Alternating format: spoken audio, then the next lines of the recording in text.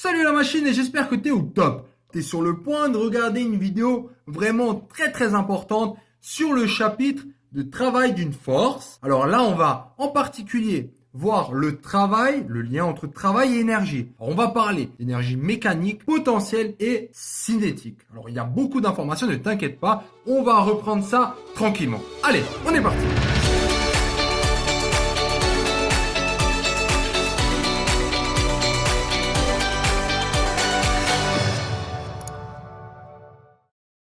Alors, j'ai déjà fait une première vidéo où je t'explique la notion intuitive du travail. Conclusion de cette vidéo, donc d'une part la formule, mais surtout que lorsqu'il y a travail, il faut qu'il y ait deux éléments très importants. Il faut qu'il y ait force et il faut qu'il y ait déplacement.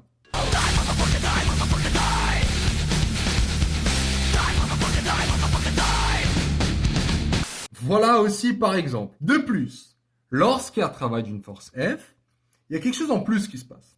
C'est que pendant ce travail, il y a un certain transfert d'énergie au système. Alors, transfert d'énergie au système, si maintenant je considère un ballon comme système, et là j'ai mon pied, et je vais taper dans la balle. Donc, est-ce qu'il y aura force à ton avis? Donc, il y a un point de contact là, donc c'est assez simple à voir. Donc, il y a une force qui va s'appliquer comme ça. Donc, il y a le premier élément qui est la force. Est-ce qu'il y aura déplacement? Ben forcément, si je tape dedans, le truc il va voler. Clairement, là, il y a un transfert mécanique qui va se passer. Mécanique, quelque chose de voilà qu'on voit, sous forme de vitesse. Donc, on aura en fait de l'énergie qui va se transmettre à ce système balle sous forme de vitesse. Et on parle d'une énergie spécifique, c'est l'énergie cinétique. Ok, cinétique. Donc, dès que tu entends cinétique, c'est en rapport avec la vitesse. Mais est-ce que c'est le seul moyen de transférer une énergie? Regarde, celui-là, on dirait qu'il n'y a pas d'énergie. Regarde le cas suivant. Si j'ai la même balle de foot et je la monte sur un petit muret, alors là, tu vas me dire, mais attends, mais là, tu as fait une force, un déplacement, donc il y a bien un travail. Donc, si la balle, elle se retrouve ici, elle est où l'énergie? Parce que toi, tu viens de me dire que forcément, il y a transfert d'énergie au système. Mais le truc, il ne bouge pas. Donc, il n'y a pas d'énergie. Vraiment? Regarde maintenant ce que je peux faire, par contre. Si j'ajoute là une rampe, par exemple, et je dis, allez, la balle, elle est suffisamment légère, que si je souffle sur cette balle, qu'est-ce qui va se passer? Allez, on néglige tous les frottements et tout ça. Ben, la balle, en fait, ce qui va se passer, c'est qu'elle va commencer à rouler. Donc, d'une certaine manière, si cette balle avait une conscience, elle a une tête maintenant, elle peut réfléchir. Elle a une énergie. Et elle peut choisir de l'utiliser ou non. C'est ce qu'on appelle l'énergie potentielle. Alors, potentiel, c'est comme le tien maintenant. Tu as un potentiel aussi, je crois en toi, la machine. Et tu as le pouvoir de l'utiliser ou non. Ben, c'est pareil avec cette énergie potentielle. Donc, dis-toi que dès qu'il y a élévation, dès qu'il y a quelque chose dans ce genre-là, il y a de l'énergie potentielle qui commence à se mettre en place. Et que quand il veut, il peut l'utiliser. Et là, s'il va l'utiliser, qu'est-ce qui va se passer? Le truc, il va commencer à rouler. On va voir apparaître quel type d'énergie? Exactement, l'énergie cinétique. Donc, énergie potentielle, énergie cinétique. La conclusion, d'une certaine manière, si on travaille sur les forces conservatives, l'énergie mécanique. Alors, l'énergie mécanique va regrouper, donc va dire que c'est la somme de l'énergie cinétique plus les énergies potentielles. Là, ça c'est une énergie potentielle. En fait, il y en a plusieurs. C'est tout ce qui est avec force conservative. Donc, on va dire, là, on a vu la pesanteur. Donc, j'ai fait une petite vidéo là-dessus. On a vu la force électrique, où j'explique justement comment on tombe sur ces formules. MGH, QV avec la tension, MGH avec H, la hauteur.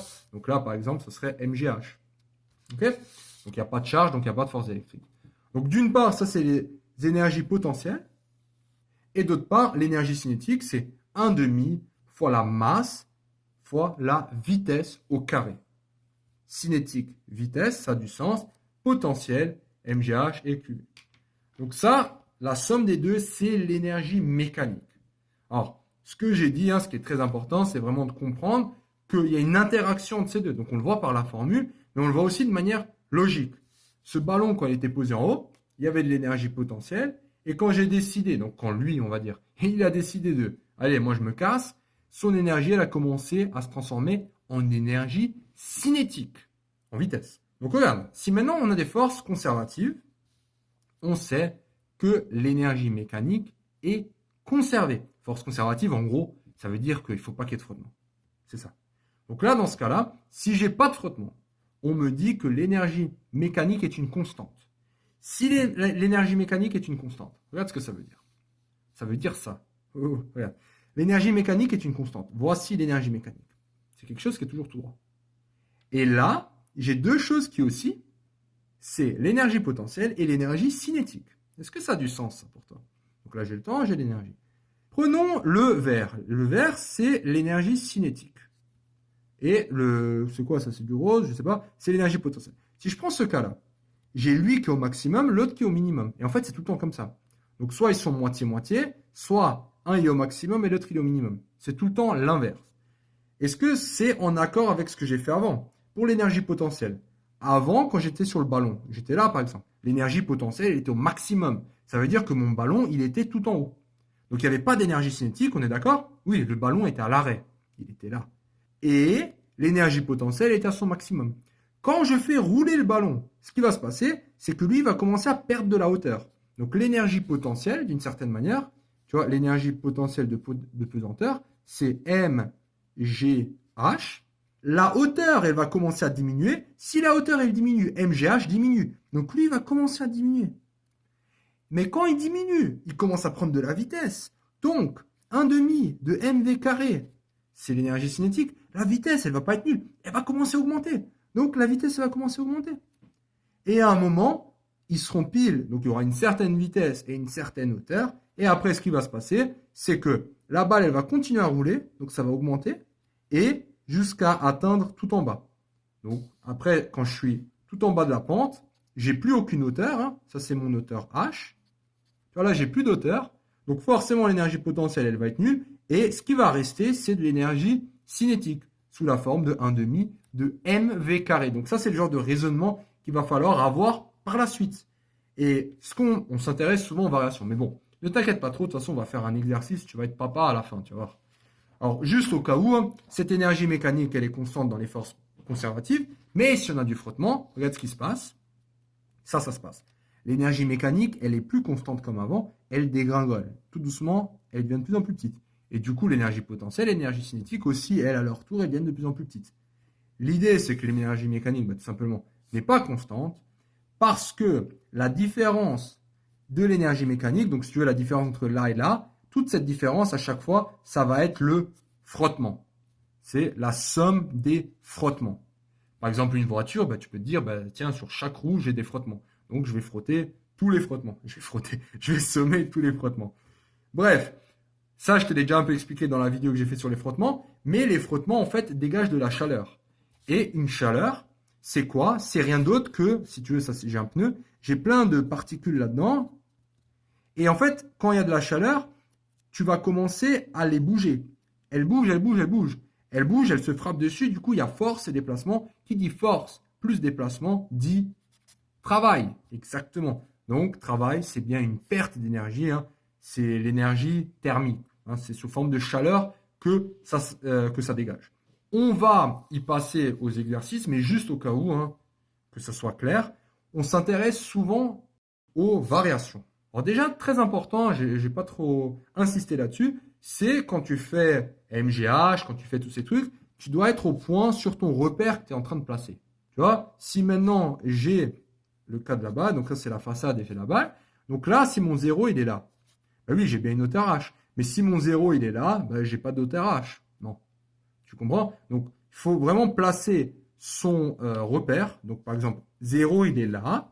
Et en haut, c'est H du coup, parce que je vais monter jusqu'à H.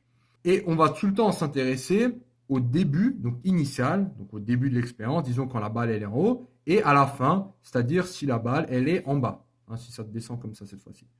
Donc on va surtout s'intéresser aux variations, parce que les variations permettent justement de dire, tiens, mon énergie, ma variation, ce delta c'est juste une variation. Variation d'énergie cinétique et variation d'énergie potentielle de pesanteur.